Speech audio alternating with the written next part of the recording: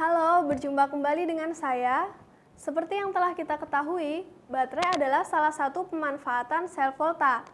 Pasti kalian sudah tidak asing lagi bukan dengan baterai? Dalam keseharian, kita tidak pernah lepas dari penggunaan baterai. Misalnya, penggunaan baterai pada remote TV, remote AC, smartphone, dan masih banyak lagi. Lantas, sebenarnya apakah baterai itu? Baterai adalah sebuah sel listrik di mana di dalamnya berlangsung proses elektrokimia dan reaksi redoks. Baterai tersusun dari satu sel volta atau beberapa sel volta yang dapat digunakan sebagai sumber arus listrik searah pada voltase tetap. Meskipun cara kerja baterai pada dasarnya sama dengan sel volta, baterai memiliki keunggulan karena sifatnya yang berdiri sendiri dan tidak memerlukan komponen tambahan seperti jembatan garam. Berdasarkan proses yang terjadi, baterai dibedakan menjadi baterai sel primer dan baterai sel sekunder. Baterai sel primer adalah baterai yang tidak dapat diisi ulang dan hanya dapat digunakan sekali pakai. Contohnya adalah baterai sel kering yang digunakan untuk senter dan perangkat portable lainnya. Baterai sel kering terbuat dari sebuah kaleng atau wadah yang bersentuhan dengan mangan dioksida dan sebuah elektrolit. Elektrolit ini terdiri atas larutan amonium klorida dan seng klorida yang ditambahkan pati sebagai pengental agar larutan menyerupai pasta sehingga tidak mudah bocor. Sebatang karbon berfungsi sebagai katoda yang direndam dalam elektrolit pada bagian tengah sel. Reaksi sel yang berlangsung pada sel baterai kering adalah sebagai berikut. Zn akan teroksidasi pada anoda dan mangan dioksida akan tereduksi di katoda. Persamaan reaksi tersebut merupakan bentuk sangat sederhana dari suatu proses yang rumit. Potensial sel yang dihasilkan oleh sel kering sebesar 1,5 volt.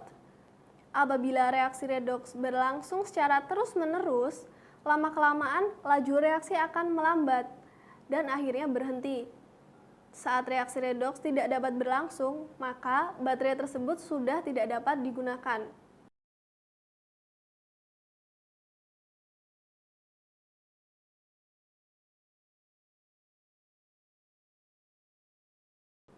Selanjutnya, baterai sel sekunder. Baterai sel sekunder adalah baterai yang dapat digunakan berkali-kali karena dapat diisi ulang. Baterai sekunder dapat diisi ulang karena reaksi redoks dalam baterai bersifat reversibel. Saat proses pemakaian, dalam baterai terjadi perubahan reaksi kimia menjadi energi listrik. Sebaliknya, saat pengisian, terjadi perubahan energi listrik menjadi energi kimia. Contoh sel baterai sekunder adalah sel aki yang digunakan untuk kendaraan bermotor. Sel aki yang umum digunakan terdiri atas 6 sel identik yang tersusun secara seri. Setiap sel mempunyai anoda timbal dan katoda timbal dioksida yang dikemas pada sebuah plat logam. Baik katoda maupun anoda dicelupkan dalam larutan asam sulfat yang berfungsi sebagai elektrolit. Reaksi sel yang berlangsung pada sel aki adalah sebagai berikut. Timbal akan teroksidasi di anoda dan timbal dioksida akan tereduksi di katoda. Pada saat aki diisi ulang, akan terjadi reaksi sebaliknya. Pada kondisi kerja normal, setiap sel menghasilkan 2 volt. Jadi, total yang dihasilkan dari ke-6 sel adalah 12 volt. Tidak seperti baterai sel kering, sel aki dapat diisi ulang.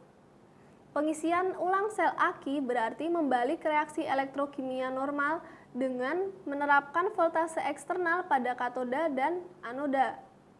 Jenis proses ini dinamakan elektrolisis yang akan kita pelajari pada podcast selanjutnya.